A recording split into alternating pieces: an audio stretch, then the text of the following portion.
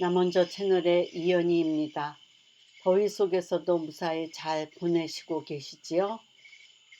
무더위 속에 치러진 이번 올림픽에서 악발이라는 소리를 자주 들었습니다. 특히 한국 선수에게 많이 불리우는 이름인 것 같습니다. 한번 시작했으면 끝을 보는 우리 민족의 근성이 올림픽에서도 나타나는 것 같았습니다. 쿠베르탱이 주장한 올림픽 정신이란 스포츠를 통해 심신을 향상시키고 우정, 연대감, 페어플레이 정신을 가지고 평화롭고 더 나은 세계의 실현에 공헌하는 것입니다. 또 올림픽 선수에는 인생에서 가장 중요한 것은 승리가 아니라 이를 위해 분투하는 것이고, 올림픽에서 가장 중요한 것 역시 승리가 아니라 참가 자체에 의의가 있다. 우리에게 있어 본질은 정복하는 것이 아니라 잘 싸우는 것이다 라고 나옵니다. 꼭 메달을 따고 못 따고의 문제가 아니라 거짓과 날림의 올림픽이었음에도 불구하고, 비록 무관중 올림픽이었지만 인터넷과 TV를 통해 시청자들과 함께한 이번 올림픽은 올림픽 정신에 어긋나지 않고 부끄럽지 않게 서로 보살피고 도와주는 많은 선수들의 아름답고 진정한 과정들을 마주하는 기회도 있었습니다. 선수들의 노고에 깊은 감사를 드리지 않을 수 없습니다. 무더위와 코로나 속에서 우리 대한민국에 많은 좋은 뉴스들이 나와서 참 고맙습니다.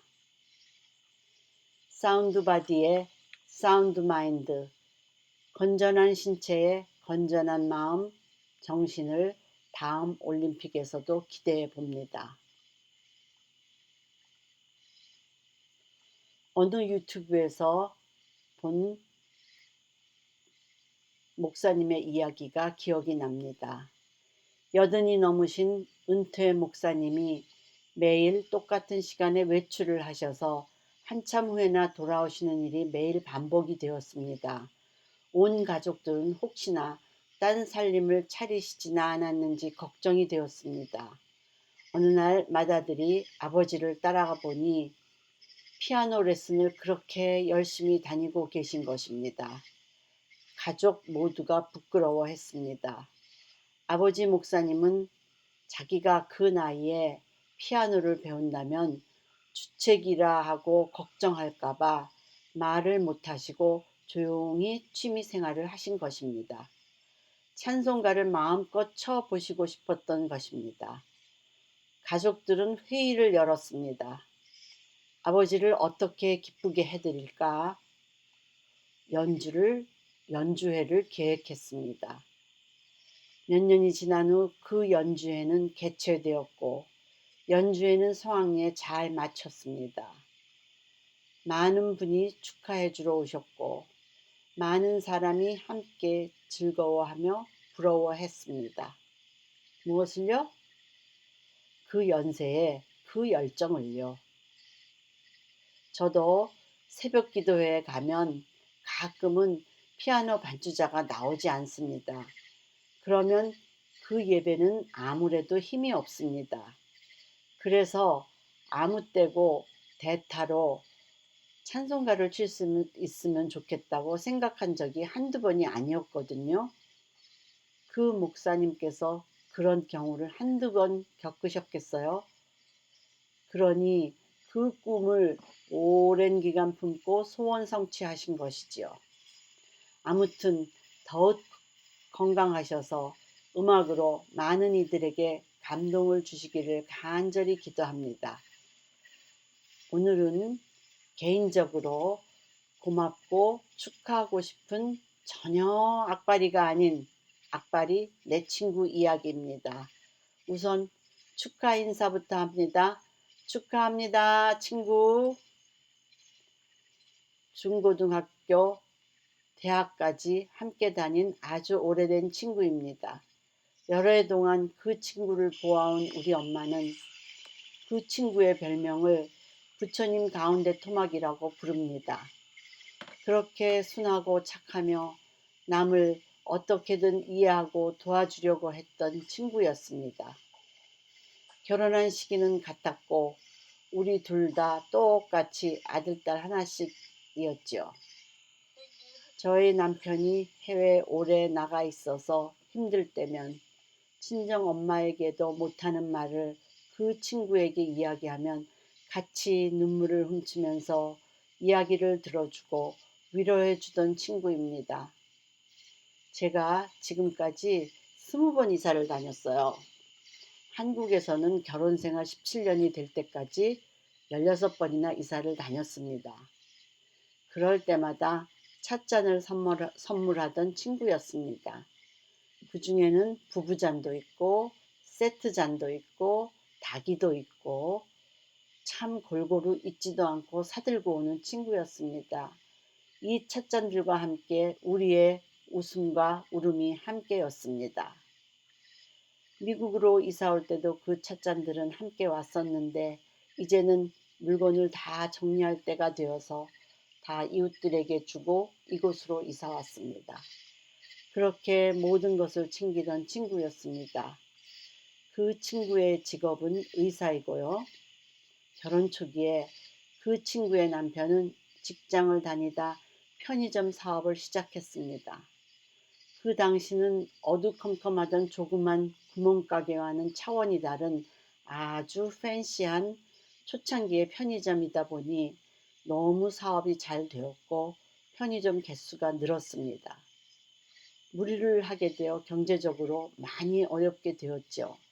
모태기독교 신자였던 이 친구 부부는 사업은 번창하였지만 일요일 주일도 못 지키게 되자 이 사업을 하면서 계속 불편해했습니다.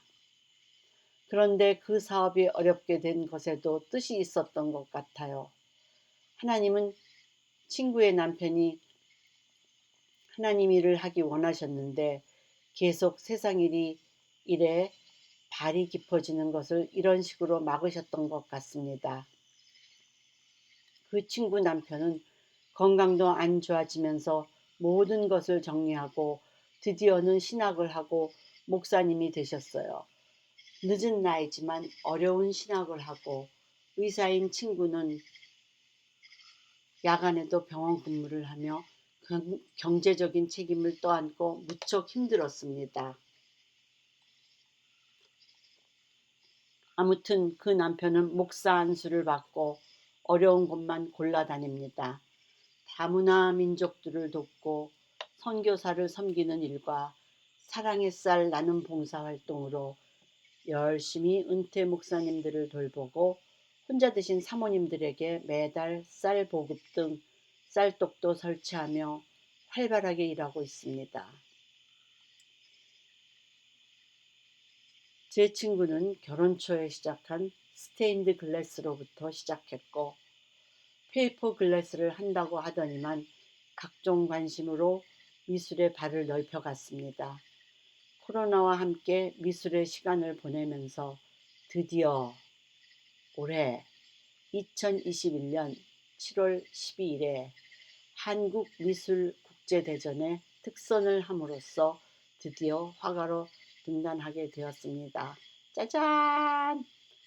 물론 친구들 중에는 미술을 전공하여 젊어서부터 화가인 사람들도 있고 또 전공이 아니더라도 취미로 하다가 중년에 화가가 된 친구들도 있지만 그 관심의 끈을 놓지 않아 이렇게 노년에 화가로 등단하였습니다.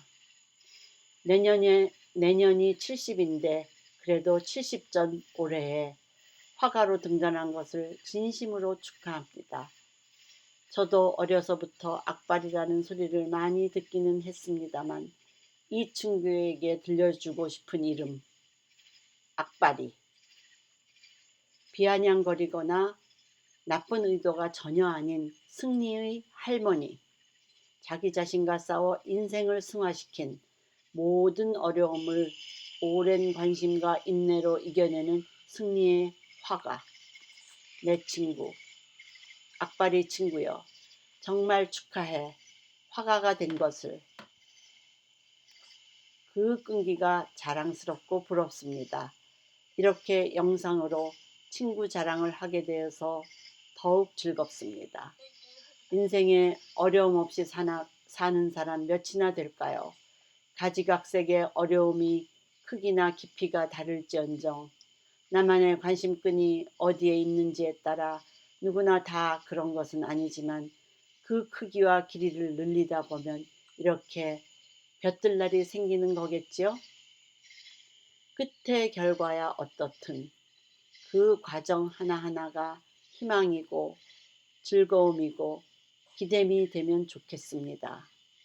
이 친구 부부가 많이 많이 건강해서 오래오래 즐거운 일을 하며 많은 이웃을 돌보는 일이 끊기지 않으면 좋겠습니다. 자, 나 먼저 악바리가 되어 관심끈을 놓지 맙시다.